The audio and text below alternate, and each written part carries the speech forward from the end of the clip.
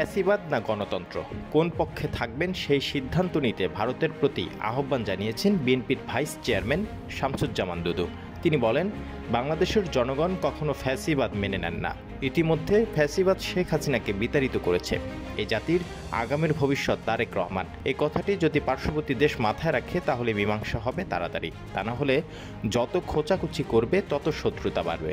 এটা ভারতের জন্য ভালো হবে না, আমাদের দেশের জন্যও ভালো হবে না। সোমবার জাতীয় প্রেস ক্লাবের সামনে সুশীল ফোরামের উদ্যোগে দ্রব্যমূল্যর ঊর্ধ্বগতি প্রতিরোধ ও আইন শৃঙ্খলার অবনতির প্রতিবাদে এই অবস্থান কর্মসূচিতে তিনি এসব কথা বলেন। শামসুজ্জামান দুদু বলেন, আমাদের পার্শ্ববর্তী একটি দেশ যারা গণহত্যাকারীকে আশ্রয় দিয়েছে, কোনো হত্যাকারীকে বাংলাদেশের রাজনীতি করার সুযোগ সৃষ্টির পায়তারা করছে। এই দেশ বাংলাদেশের স্বাধীনতা, সার্বভৌমত্ব, গণতন্ত্রকে কোনোদিনও মানতে চায় না।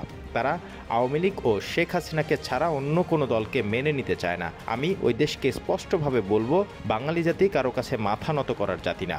বাঙালি জাতি বিশ্বের অন্যতম বীরের জাতি। কেউ যদি মনে করে চাপ দিয়ে নিয়ন্ত্রণ করা যাবে তাহলে তারা ভুল ভাবছে। এ সময় তিনি আরও বলেন, দেশের এই কঠিন সময়ে জাতির ঐক্য প্রয়োজন। ফ্যাসিবাদের বিরুদ্ধে লড়তে হলে ঐক্য দরকার।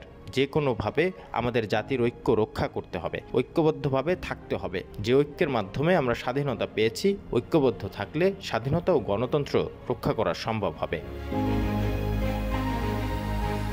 সুশীল ফোরামের সভাপতি মোহাম্মদ জাহিদের সভাপতিত্বে অবস্থান কর্মসূচিতে আরও বক্তব্য দেন বিএনপি চেয়ারপারসনের উপদেষ্টা হাবিবুর রহমান হাবিব, জাপার প্রেসিডিয়াম সদস্য আসাদুজ্জামান আসাদ, কৃষক দল নেতা এএসকে সাদি সহ সংগঠনের বিভিন্ন পর্যায়ের নেতাকর্মীরা।